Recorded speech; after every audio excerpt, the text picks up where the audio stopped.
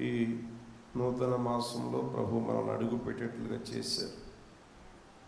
ఈ మాసమంతటికి అవసరమైన కృప వెంబడి కృపను కూడా ప్రభు మనందరికీ ప్రసాదించి ఆయన మార్గాలలో నడుపునట్లుగా అందరూ స్తోత్రం చెబుదామా?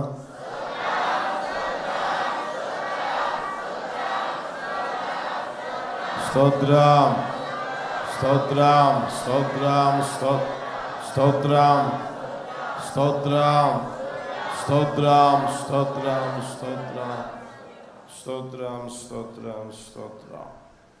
హల్లెలూయా. ఈ మాసం కోసం ప్రభు సన్నిధిలో ప్రార్థన చేస్తూ ఉన్నప్పుడు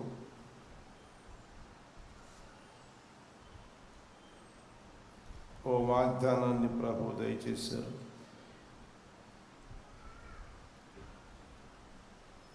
ఆ వాగ్దానం సందేశం ప్రభు మనకు వినిపించును గాక. హల్లెలూయా.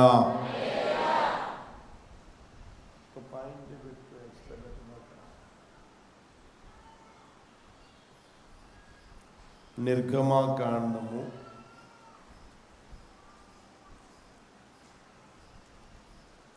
33వ అధ్యాయం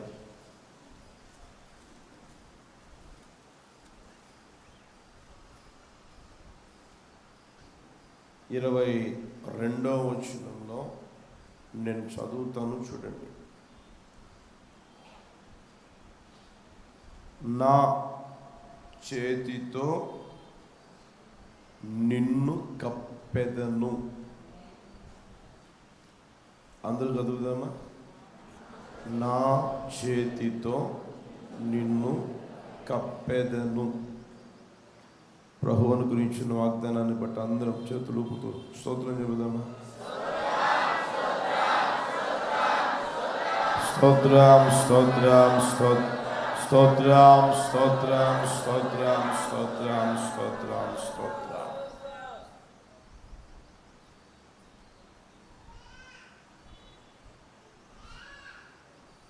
ఈ వాగ్దానాన్ని ప్రభు ఈ మాసానికి మనకు దయచేశారు. ఆ వాగ్దానం ప్రభు మన పట్ల నెరవేర్చునుగాక.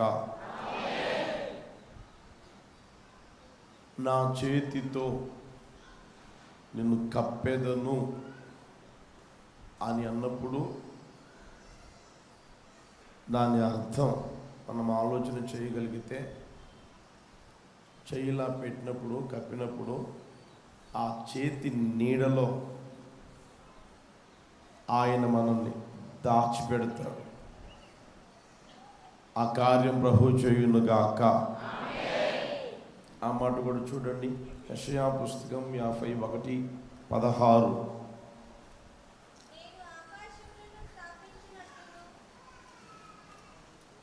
చివర్లో గమనించండి. నా చేతి నీడలో నిన్ను కప్పి ఉన్నాను.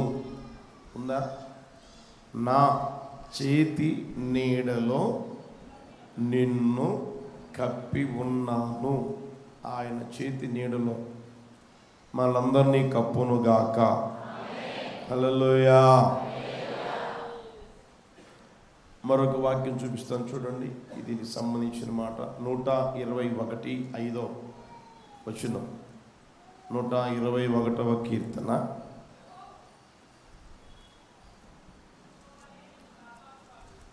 5వ చరణం గమనించండి. యెహోవా నీకు నీడగా ఉండును. హల్లెలూయా. యెహోవా నీకు నీడగా ఉండును. ఆయన చేతితో మనల్ని కప్పడం,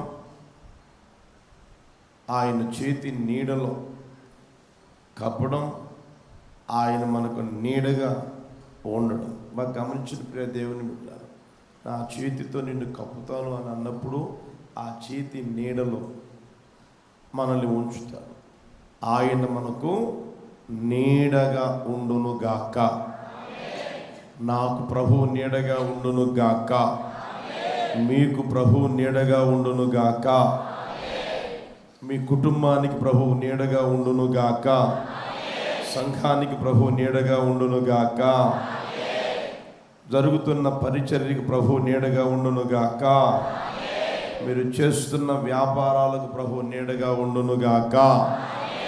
ప్రతి విషయములో ఆయన నీడగా ఉండి నడిపించును గాక. ఆ ఆశీర్వాద ఫలాలు ఈ మాసంలో అనుభవింపగలిగేటట్లుగా ప్రభు కార్యము చేయును గాక. హల్లెలూయా. నిజమైన నీడలో ఉన్న దీవెనలు ఎరగాలి. నిజమైన నీడలో ఉన్న ఆశీర్వాదాలు మనం తెలుసుకోగలగాలి, అవి అనుభవించగలగాలి. దేవుడు సృష్టిని కలుగు చేశారు. ఆయన నోటి మాటతో కలుగు చేసిన దేవాతి దేవుడు మనం ఆలోచన చేస్తే మూడవ దినాన్ని మనం తలచుకున్నప్పుడంతా ఆయన్ని స్తుతించగలగాలి, ఘనపరచగలగాలి, మహిమపరచగలగాలి. మొదటి దినం వెలుగుని, రెండవ దినం ఆకాశాన్ని, నాలుగో దినం సూర్య చంద్రుని నక్షత్రాలని, ఐదో దినం జంతువుల్ని, ఆరో దినం మనిషిని కలుగు చేశారు. మూడవ దినాన్ని గురించి మనం బైబిల్లో చాలా జాగ్రత్తగా కానీ గమనించగలిగితే చూడండి, ఆదికాండం 1వ అధ్యాయం 9వ వచనం గమనించండి. చదవమని చెప్పానమ్మా. 9వ వచనం గమనించండి. ఆకాశము క్రిందనున్న జలములు ఒక చోటనే కూర్చబడి ఆరిన నేల కనబడును గాక అని పలుకగా ఆ ప్రకారమైన దేవుడు ఆరిన నేలకు భూమి అని పేరు పెట్టెను. జలరాశికి ఆయన సముద్రములని పేరు పెట్టెను. అది మంచిదని దేవుడు చూచెను. దేవుడు గడ్డిని, విత్తనములిచ్చు చెట్లను, భూమి మీద తమ తమ జాతి ప్రకారము తమలో విత్తనములు గల ఫలమిచ్చు ఫలవృక్షములను భూమి మొలిపించునుగా కానీ పలుకగా ఆ ప్రకారమాయను. భూమి గడ్డిని, తమ తమ జాతి ప్రకారము విత్తనములిచ్చు చెట్లను, తమ తమ జాతి ప్రకారము తమలో విత్తనములు గల ఫలవృక్షములను మొలిపింపగా అది మంచిదని దేవుడు చూచెను. అస్తమయమును ఉదయమును కలుగగా మూడవ దినమాయను. ఈ మూడవ దినాన్ని మనం తలచుకున్నప్పుడంతా, మనం గ్రహించినప్పుడంతా దేవుణ్ణి మనం స్తుతించగలగాలి, మహిమపరచగలగాలి, ఆయన్ని ఘనపరచగలగాలి. ఎందుకయ్యా అంటే భూమిని కలుగు చేసింది ప్రభు మూడవ రోజు. ఆ రోజునే చెట్లు మొలిపించునుగాక అన్నాడు. భూమి చెట్లను మొలిపించునుగాక అన్నాడు. తమ తమ జాతి ప్రకారం అవి గడ్డి కానీ, లేకపోతే పెద్ద పెద్ద చెట్లు కానీ, విత్తనములిచ్చు చెట్లు అన్నీ ఆ రోజునే ఆయన కలుగు చేశాడు, సృష్టించాడు. ఈ చెట్లని మనం ఆలోచన చేస్తే ప్రియ దేవుని బిడ్డలారా, నీడనిస్తూ ఉంటాయి. చెట్లు నీడనిస్తూ ఉంటాయి. నీడ అనేది సృష్టిలో చాలా ఆశ్చర్యకరమైనది. సృష్టిలోనే చాలా ఆశ్చర్యకరమైనది నీడ అనేది. మనం ఆలోచన చేయగలిగితే అన్ని జీవరాశులు నీడను కోరుకుంటానే ఉంటాయి. మనిషి కూడా దేన్ని కోరుకుంటాడు చెప్పండి? మరీ ప్రాముఖ్యంగా ఈ వేసవిలో దేన్ని కోరుకుంటారు? అది జంతువులు కావచ్చు, పక్షులు కావచ్చు, మృగాలు కావచ్చు, తర్వాత భూమి మీద ఏమండి ప్రాకే భూచరములు కావచ్చు, లేదా ఏమండి మనిషి కావచ్చు. దేన్ని కోరుకుంటాడయ్యా అంటే నీడని కోరుకుంటా ఉంటాడు. మనిషి. బైబిల్లో మీకు 2-3 వాక్యాలు చూపిస్తాను చూడండి. 7వ అధ్యాయం 2వ వచనం చూడండి. యోబు పుస్తకం 7వ అధ్యాయం 2వ వచనం. నీడను మిగులనపేక్షించు దాసుని వలెను. అంటే అర్థం, దాసుడు అనేవాడు ఇంట్లో ఉన్నప్పుడు ఆ దాసుడు దేన్ని అపేక్షిస్తాడంట? చెప్పండి, దేన్ని కోరుకుంటాడు? నీడను కోరుకుంటాడు. నీడ పట్టున ఉండి ఉద్యోగం చేయడం కోరుకుంటాడు. నీడ పట్టున ఉండి ఏమండి వ్యాపారం చేయడం కోరుకుంటారు. చాలామంది అంటూ ఉంటారు కదండి, మాకులాగా నువ్వు ఎక్కడ కష్టపడతావురా, ప్రయాసపడతావురా, ఎండకి ఎక్కడ ఎండుతావురా, కాస్త బాగా చదువుకొని నీడ పట్టున ఉద్యోగం సంపాదించుకో, నీడ పట్టు నుండే జాబ్ సంపాదించుకో, నీడ పట్టు నుండి చేయగలిగేది ఏదన్నా చూసుకో అనే మాటలు మాట్లాడుతూ ఉంటాం. అంటే ప్రతి ఒక్కరూ ఆశపడేది, కోరుకునేది ఏంటంటే నీడను కోరుకుంటూ ఉంటారు. ఇంకా మీరు చూడండి, యోబు పుస్తకం 40వ అధ్యాయం 22వ వచనంలో, తామర చెట్ల నీడను అది ఆశ్రయించును. తామర చెట్ల నీడను ఆశ్రయిస్తుంది. ఆ పై వచనంలో మీరు చూడగలిగితే నీటి గుర్రము అని ఉంటుంది. నీటి గుర్రము అనేది తామర చెట్ల నీడని ఆశ్రయిస్తూ ఉంటుంది. అంటే నీళ్ళల్లో ఉన్నాయైనా, భూమి మీద ఉన్నాయైనా, ఎవరైనా ఏవైనా అన్నీ నీడనే ఆశ్రయిస్తూ ఉంటాయి. ఆ నీడలోనే పక్షులు గూళ్ళు కట్టుకుంటాయి, ఆ గోళ్ళలో నివాసం చేస్తూ ఉంటాయి, అందులోనే గుడ్లు పెడుతూ ఉంటాయి, అందులోనే పిల్లల్ని చేస్తూ ఉంటాయి. ప్రియ దేవుని బిడ్డలారా, మనం గమనిస్తే నీడ అనేది చాలా ప్రాముఖ్యమైనది. అయితే లోక సంబంధమైన నీడ కొంతవరకే ఉంటుంది. అది గమనించండి, లోక సంబంధమైన నీడ కొంతవరకే ఉంటుంది. ఆ కొద్దిసేపు కొంతవరకు ఉండగలిగే ఆ నీడని ఈ రోజున చాలామంది కోరుకుంటూ ఉన్నారు, చాలామంది ఆశపడుతూ ఉన్నారు. ఆ నీడ ఎంతవరకు ఉంటుంది అంటే జీవితాంతం ఉండదు, కలకాలము ఉండదు. అర్థమవుతుందా? అయితే జీవితాంతం నీడను ఇవ్వగలిగిన వాడు ఏమండి, కలకాలం నీడగా ఉండగలిగిన వారు ఎవరయ్య అంటే మనం ఆరాధన చేస్తున్న నజరేయుడైన యేసయ్య. హల్లెలూయా. యేసయ్య నిత్యము నీడగా ఉండి నడిపించును గాక. ఆయన నీకు నిత్యము నీడగా ఉండును గాక. యెహోవా నీకు నీడగా ఉండును గాక. ఆయన చేతి నీడలో నిన్ను కప్పి నడిపించును గాక. ఆయన చేతితో ఈ మాసం నిన్ను, నీ కుటుంబాన్ని, నీకు కలిగిన సమస్తాన్ని ఆయన కప్పి నడిపించును గాక. ఆయన నీడలో ఉంచి నడిపించును గాక. లోక సంబంధమైన నీడలో ఏమైతాయి తెలిసినా చూడండి, 2-3 వాక్యాలు చూపిస్తా. సంఖ్యాకాండం 14వ అధ్యాయం 9వ వచనం తీసారా? సంఖ్యాకాండం 14వ అధ్యాయం 9వ వచనం చూడండి. వారి నీడ వారి మీద నుండి తొలగిపోయేను. మధ్యలో ఉంటుంది ఆ వాక్యం, మధ్యలో వారి నీడ వారి మీద నుండి, అంటే తొలగిపోయే నీడ. లోకస్తులు కోరుకునేది ఏమంటే, జనాలు కోరుకునేది అంటే అది తొలగిపోయే నీడ అని రాయబడింది. తర్వాత 30వ అధ్యాయం, ఎందుకు ఎట్లా పెడతా ఎఫెక్ట్లో డిలే పెట్టమని చెప్పాను నేను. డిలే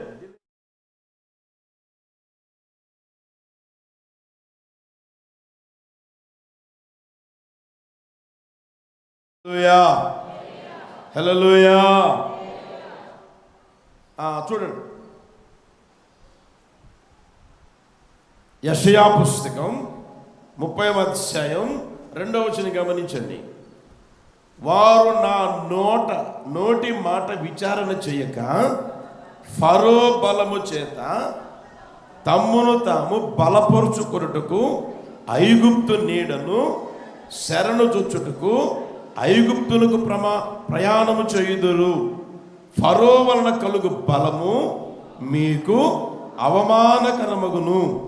ఐగుప్తు నీడను శరణు చొచ్చుట వలన మీకు, ఆలోచన చేయండి, ఐగుప్తు నీడేమో అవమానం కలుగు చేస్తుంది, ఐగుప్తు నీడ సిగ్గు కలుగు చేస్తుంది. అర్థమవుతుందండి? ఒక మనిషిని లేదా ఒక స్థితిలో ఉన్న వారిని నువ్వు ఆశ్రయిస్తే, వారి నీడ పట్టును ఉందామని నువ్వు కోరుకుంటే, అవి ఒక రోజున అవమానాన్ని కలుగు చేస్తాయి, అవి ఒక రోజున సిగ్గును కూడా కలుగు చేస్తాయి అని దేవుని వాక్యం తెలియజేస్తూ ఉంది. యోనా పుస్తకంలోకి మనం వెళ్ళగలిగితే అక్కడ చరిత్ర మనందరికీ బాగా పరిచయం. ఆయన కూడా నీడను కోరుకున్నాడు. ఏడంటే సొర చెట్టు నీడని కోరుకొని అలా పడుకుంటే అదేమైంది అంటే కొద్దిసేపటికే ఎండిపోయింది, కంటికి కనిపించకుండా పోయింది. నీవు కోరుకునే నీడ, నువ్వు ఆశపడే నీడ తొలగిపోయేదా? అవమానాన్ని సిగ్గుని కలుగు చేసేదా? నీ కంటికి కనిపించకుండా పోయేదా? ఏ నీడని, ఎలాంటి వారి నీడని నువ్వు ఆశ్రయించావో ఈ రోజున గుర్తెరుగుదువు గాక. హల్లెలూయా. బైబిల్లో మనం ఇంకా ఆలోచన చేయగలిగితే దినవృత్తాంతముల మొదటి పుస్తకం 29:15 కూడా ఒక మాట ఉంటుంది చూడండి. నీడ అంత అస్థిరము. లోక సంబంధమైన నీడ అస్థిరమైనది, అది స్థిరమైనది కాదు, కొద్దిసేపే ఉంటుంది. ఇప్పుడు చూడండి, సూర్యుడు అలా వెళ్తూ ఉంటాడా, ఈ అద్దాల చాటు నీడ లేకపోతే ఆ పిల్లల చాటు నీడ ఎంతసేపు ఉంటుంది? అది అస్థిరమైపోయింది, స్థిరమైనది కానే కాదు. మరి అలాంటి నీడనేమైనా నువ్వు ఆశ్రయం చేసుకుని నడిపించబడుతున్నావేమో నాకైతే తెలియదు. క్రీస్తు శరీరం అనే సంఘం లేదా క్రొత్త నిబంధన సంఘం, పెండ్లి కుమార్తెగా తన్ను తాను సిద్ధపరుచుకుంటూ ఉన్న సంఘం ఏ నీడన ఉంది అనే మాట చూద్దామా? చూడండి, పరమగీతాలు 2వ అధ్యాయం 3వ వచనం గమనించండి.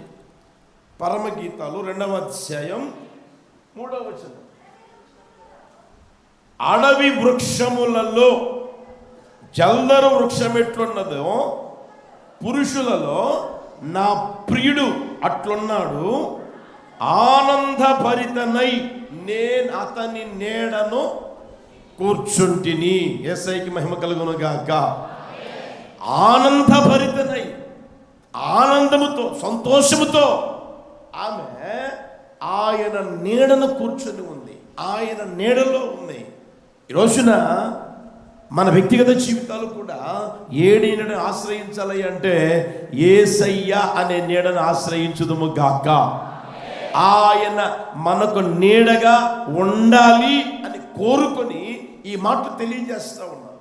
నిశ్చయముగా ఆయన మనకు నీడగా ఉండి నన్ను, మిమ్మల్ని, మనందరినీ నడిపించాలని ఆశపడుతూ ఉండగా మన వ్యక్తిగత జీవితంలో ఆ స్థితిని నిశ్చయముగా కోరుకుని నడిపించబడుదుము గాక. హల్లెలూయా. యేసయ్య ఎవరయ్యా అంటే నిత్యము ఆయన నీడగా ఉండేవాడు. అస్థిరమైన నీడ కాదు, అది తొలగిపోయే నీడ కాదు, నీకు అవమానాన్ని సిగ్గుని కలుగు చేసే నీడ కానే కాదు. ఆ నీడలో ఏమంటే లోక సంబంధమైన నీడలో అలాంటి మార్గాల్లో నేను నడిపిస్తూ ఉంటాయి నువ్వు ఆశ్రయిస్తే. ఒకవేళ ఈ రోజు వరకు అలాంటి నీడల ఆశ్రయించి ఆ నీడను కోరుకొని అవమానంతో సిగ్గుతో తలదించుకునే స్థితిలోనికి వచ్చి ఉన్నావో, ఏమండి ఎండిపోయే నీడని కోరుకొని నువ్వు ఉన్నప్పుడు వారు కంటికి కనిపించకుండా పోయారో, అస్థిరమైన నీడని నువ్వు ఆశ్రయిస్తే అది నీకు ఏమండి కొద్దిసేపే, కొంతవరకే నీకు నీడగా ఉండి తర్వాత తొలగిపోయిందో ఆలోచన చేసుకుందువు గాక. ఈ రోజున ప్రభు వాగ్దానపూర్వకంగా చెప్తున్న మాట ఏంటంటే, నా చేతితో నిన్ను కప్పుతాను. హల్లెలూయా. ఆయన చేతి నీడలో మనల్ని కప్పునుగాక, ఆయన నీడలో మనల్ని ఉంచునుగాక, ఆయన నీడలో మన ఉందుముగాక. ఆ నిజమైన నిత్యమైన నీడ ద్వారా కలిగే ఆశీర్వాదాలు ఏమై ఉన్నాయి అని సమయాన్ని బట్టి మీకు తెలియచేస్తాను. జాగ్రత్తగా ఆలకించాలని ప్రేమతో తెలియజేస్తూ ఉన్నా. కీర్తనల పుస్తకం 57:1. కీర్తనల పుస్తకం 57:1 గమనించండి. నన్ను కరుణింపుము దేవా, నన్ను కరుణింపుము, నేను నీ శరణుజొచ్చి ఉన్నాను. ఈ ఆపదలు తొలగిపోవు వరకు నీ రెక్కల నీడను శరణుజొచ్చి ఉన్నానయ్యా. నేను నీ నీడలేనికి వచ్చేసా. నేను నీ నీడను శరణుజొచ్చి ఉన్నాను అని ఆయన నిశ్చయముగా ఏమండి ఆ మాట మాట్లాడుతూ ఉండడం మనం గమనించగలుగుతా ఉన్నాం. ప్రియ దేవుని బిడ్డలారా, దావీదెవరో పని పాట లేకుండా తిరిగేవాడా? చెప్పలేమండి. దావీదెవరో సామర్థ్యం లేనివాడా? దావీదు ఎవరో శక్తి లేనివాడా? దావీదు ఎవరో టాలెంట్స్ ఏమైనా లేనివాడా? ఆలోచన చేయని ప్రియ దేవుని బిడ్డలారా, దావీదుకి టాలెంట్స్ అన్నీ ఉన్నాయి. తండ్రి గొర్రెలు అప్పగిస్తే, మందను అప్పగిస్తే భారము బాధ్యత కలిగి ఆ మందను కాసుకుంటా ఉన్నాడు. భారము బాధ్యత కలిగిన వాడు ఏమండి. ఆ తర్వాత గొర్రెని సింహము తీసుకుపోతా ఉంటే, లేదా ఎలుగుబంటి తీసుకుపోతా ఉంటే వాటికి ఏమండి ఆహారంగా మారకుండానట్లుగా వాటి నోటి నుండి తప్పించిన వాడు. ఎంత శక్తి సామర్థ్యం కలిగిన వాడు చూడండి దేవుని బిడ్డలారా. ఆ తర్వాత గొల్యాతుని మీదికి, అరే నువ్వు పోలేవురా, నీ వల్ల కాదురంటే ఈయనంటాడు నేను వెళ్తాను, నేను యుద్ధం చేస్తాను అని ఒక్కడే వెళ్ళి యుద్ధం చేసిన వ్యక్తి, తలను తెగనరికి అలా తీసుకొని వచ్చిన వ్యక్తి ఏమండి. ఇంకా బైబిల్లో మనం చూడగలిగితే స్వరూపము కలిగిన వాడు, చక్కని నేత్రములు కలిగిన వాడు, సుందరుడు అని వ్రాయబడి ఉంది. తర్వాత చమత్కారముగా సితారా వాయించగలిగిన వాడు. ఇన్ని టాలెంట్స్ ఉన్నాయి ఏమండి. ఆయనకి ఆస్తి ఉంది, అంతస్తు ఉంది, హోదా ఉంది, పలుకుబడి ఉంది ఏమండి. ఆయన రాజ్యములో ఉన్న మంత్రులు తెలుసు, సామంతులు తెలుసు, ఏమండి ప్రధానమంత్రులు తెలుసు. ఆయన దేశం ముఖ్యులు ఉన్నారు. ఆయన దేశం చుట్టుపక్కల రాజ్యాన్ని పరిపాలిస్తున్న రాజులు కూడా ఈయనకి దాసోహంగా మారారు. అన్ని టాలెంట్స్ అంత ఉంది. ఏమీ లేని వ్యక్తి ఏం కాదు ఆయన. తినేదానికి లేక, కట్టుకునేదానికి లేక, ఉండేదానికి లేక, లేదా అంతంత మాత్రంగానే ఉండి నడిపించబడిన వాడు కాదు. అన్ని టాలెంట్స్ ఉన్నాయి, అన్నీ ఉన్నాయి ఏమండి. లేనిది అంటూ ఆయనకి ఏమీ లేదు.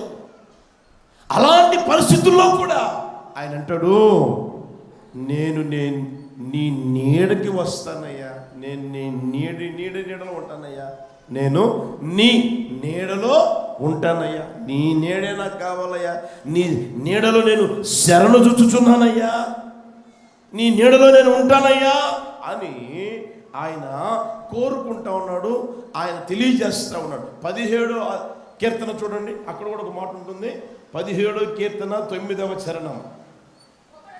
ఒకడు తన కనుపాపను కాపాడునట్లు నన్ను కాపాడుము, నన్ను లయపరచుకో దుష్టులను పోగొట్టి కాపాడునట్లు కాపాడుము, నన్ను చుట్టుకొను నా ప్రాణ శత్రువుల చేత చిక్కకుండునట్లును నీ రెక్కల నీడ క్రింద నన్ను దాచుము. నన్ను దాచేసేయ్యా, నేను వస్తున్నానయ్యా, నేను నీ శరణు చొచ్చుచూ ఉన్నానయ్యా, నన్ను దాచేసేయ్యా, నీ నీడలో నేను ఉండాలయ్యా అని ఇష్టపడతా ఉన్నాడు, కోరుకుంటా ఉన్నాడు, ఆశపడతా ఉన్నాడు. ప్రియ దేవుని బిడ్డలారా, అతగాడికి ఏమైనా సైన్యం లేదా, సైన్యాధిపతులు లేరా, డాళ్ళు లేవా, ఈటలు లేవా, రథాలు లేవా, రౌతులు లేరా, ఎవరు లేరని, ఏమి లేవని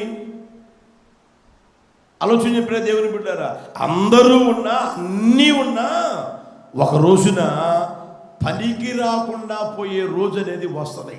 అవి పనికి రాకుండా పోయే రోజు అనేది వస్తుంది. అందుకని ఆయన అంటాడు, ఈ ఆపదలు తొలగిపోయే వరకు. ఏమంట? ఈ ఆపదలు తొలగిపోయే వరకు. ఆపదలు అనేవి ఏమండి? యేసు ప్రభుని నమ్మిన బిడ్డలకు వస్తాయి, యేసు ప్రభుని నమ్మని వారికి వస్తాయి. యేసు ప్రభుని విశ్వసించిన వారికి ఆపదలు వస్తాయి, యేసు ప్రభుని విశ్వసించని వారికి కూడా ఆపదలు వస్తాయి. లోకంలో తిరిగే వారికి కూడా వస్తాయి. ఇష్టం వచ్చినట్టుగా బ్రతుకుతూ ఉంటారే, తాను మెచ్చినట్లుగా, తాను కోరుకున్నట్లుగా, తాను అనుకున్నట్లుగా, తాను ఆశపడినట్లుగా బ్రతుకుతూ ఉంటారే, విచ్చలవిడిగా తిరుగుతూ ఉంటారే, వారికి ఆపదలు వస్తాయి. దేవునిని నమ్మి నడిపించబడుతూ ఆయన రక్తం చేత కడగబడి నీతిమంతులుగా, పరిశుద్ధులుగా తీర్చిదిద్దబడిన వారి వ్యక్తిగత జీవితాలలో కూడా ఆపదలు అనేవి వస్తాయి. అవి పరిపాటి. అర్థమవుతుంది ప్రియ దేవుని బిడ్డలారా? అయితే ఆపదలు వచ్చినప్పుడు నీ తీర్మానం ప్రభువు చూస్తూ ఉంటాడు. ఆపదలు వచ్చినప్పుడు నీ ఆలోచన ప్రభువు చూస్తూ ఉంటాడు. లోకస్తున్నారు అనుకోండి, ఆపదలు వస్తే ఏం చేస్తారు? ప్రయత్నం చేయాల్సిన కాడికి ప్రయత్నం చేస్తారు. ప్రయత్నాలన్నీ విఫలమైపోతే, సఫలం కాకుండా ఆ తర్వాత వారు రైల్వే ట్రాక్ చూసుకుంటారు, లేకపోతే ఫ్యాన్ చూసుకుంటారు, లేకపోతే ఎక్కడో దిక్కపోయి చనిపోదామని, లేకపోతే ఊరు విడిచిపెట్టి వెళ్ళిపోదామని, ఫోన్ స్విచ్ ఆపేసేద్దామని, అసలు ఈ ఊర్లోనే లేకుండా ఎక్కడ కనిపించకుండా దూరంగా పోయి ఎక్కడో బ్రతికేద్దాము, నా వల్ల కాదు ఇక్కడ ఉండడం అన్న ఆ పరిస్థితులు వస్తాయి. అయితే దేవుని బిడ్డలో అలాంటి పనులు చేయవలసిన అవసరం లేదు. కారణం ఏంటంటే మనకు ఆశ్రయమైన వాడు ఉన్నాడు. హల్లెలూయా. మనం శరణు చొచ్చగలిగితే, మనం ఆయన ఆశ్రయిస్తే, ఆయన నీడలోనికి నేను వస్తాను అయ్యా, నేను నీ నీడలో ఉంటాను, నేను నీ నీడను శరణు చొచ్చుచున్నాను అని అనగలిగితే ఆయన ఏం చేస్తాడయ్యా అంటే ఆపదలలో నుంచి గట్టెక్కించును గాక. హల్లెలూయా. నిన్ను దాచిపెట్టును గాక, నిన్ను కాపాడును గాక. అంటే అక్కడ మనం గమనించాల్సిన పరిపూర్ణమైన ఒక కాపుదల ప్రభు ద్వారా మనకు కలుగుతుంది. ఆయన చేతితో కప్పినప్పుడు, ఆయన నీడలో మనం ఉన్నప్పుడు పరిపూర్ణమైన కాపుదల కలుగుతుంది. ఆ పరిపూర్ణమైన కాపుదల అనేది నీ తల్లి ఇవ్వలేదు, నీ తండ్రి ఇవ్వలేడు, నీ కుమారులు, నీ కుమార్తెలు అనేవారు ఎవరు ఇవ్వలేరు. నీకు నచ్చిన వారు, నిన్ను మెచ్చిన వారు, నా అని అనుకున్నవారు ఎవరైనా సరే పరిపూర్ణమైన కాపుదల అనేది ఎవరు ఇవ్వలేరు. పరిపూర్ణమైన కాపుదల అనేది నీకు కలగాలని కోరుకున్నప్పుడు, ఏమన్నా నీ వ్యక్తిగత జీవితంలో నాకు పరిపూర్ణమైన కాపుదల కలిగి నేను జీవించాలి అని ఆశపడినప్పుడు నువ్వు చేయవలసిన పని ఏంటంటే నీ జీవితం ఆయన రెక్కల నీడకు వచ్చుదురుగాక, ఆయన నీడను మీరు శరణుజొచ్చుదురుగాక. నేను కూడా ఆయన నీడలో ఉండగలగాలి, ఆయన నీడని మనం శరణుజొచ్చగలగాలి, ఆయన సన్నిధికి మనం రాగలగాలి. హల్లెలూయా. అట్టి కృపతో ప్రభు నింపి నడుపును గాక. హల్లెలూయా.